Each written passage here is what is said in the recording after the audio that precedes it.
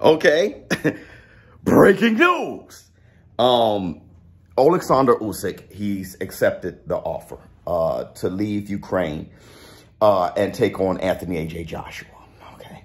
Ah! Anthony Joshua versus Usyk 2. June? Something like that. He took the offer. He's going to start training immediately for Anthony Joshua. And you know, they already had the rematch clause. They had all that figured out. I want to say this. Now that we know we're getting Alexander Usyk versus Anthony Joshua 2, great fight, by the way. His decision to leave versus Vasily Lomachenko's decision to stay.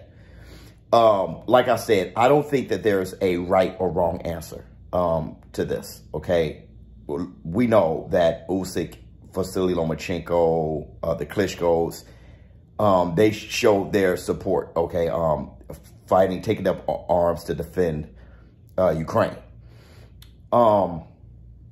Usyk, the difference between Usyk and Vasily Lomachenko, there's not much of a difference, except that Usyk was in Kyiv, okay, with the Klitschko's. And we know that that is like ground zero when it comes to attack the Russian invasion. They definitely focused on Kyiv, the capital. And that's where Usyk was. Look, my thing is this.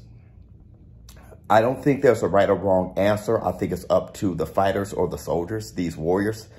It's up to Usyk and Lomachenko to make the decisions they've made.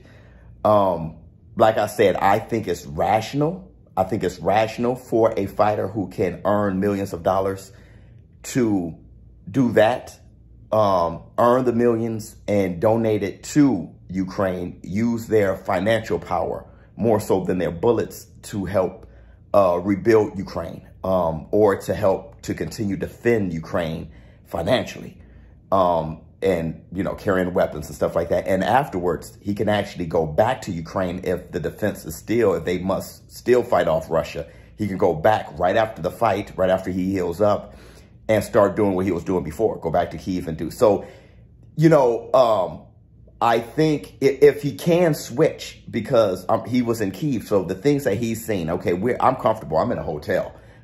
Many of you are at home, comfortable. I'm in no place to point the finger and judge, really. But the things that he's seen, the things he's heard, the things that he's experienced has to be beyond tragic. If he could turn that off and focus on training and defend his titles, that'd be exceptional. On top of that, if he can win, lose, or draw, the money that he earned, donate it to a portion of it to Ukraine. He definitely got to make a living. He got to support himself too. But donate a portion of it to Ukraine to help, and I'm sure he will. And if the war is still active, go back and join the defense again.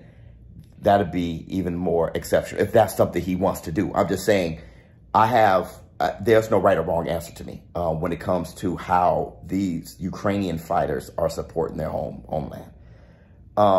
As far as, you know, there's people I've seen in the comments saying, yeah, you're going to run away from the war, or why use your financial power?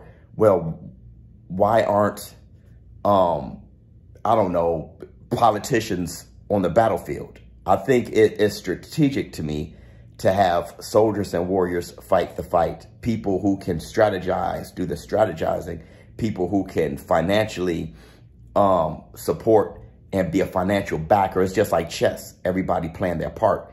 Vasily Lomachenko felt that his part right now is to do what he's doing, to continue to defend there. While Usyk, who's been in Kyiv, decides to deactivate himself as a soldier and box, defend his titles. That makes sense to me too, because if you can donate, if he donates a portion of his money, or only if he donates a portion of his money, and I think he will, that make all the sense in the world to me.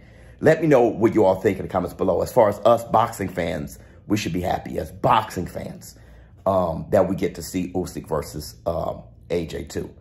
Showbiz, Lord, don't. I'll tell you this, if you can imagine, if Usyk beats AJ again, I mean, his legacy,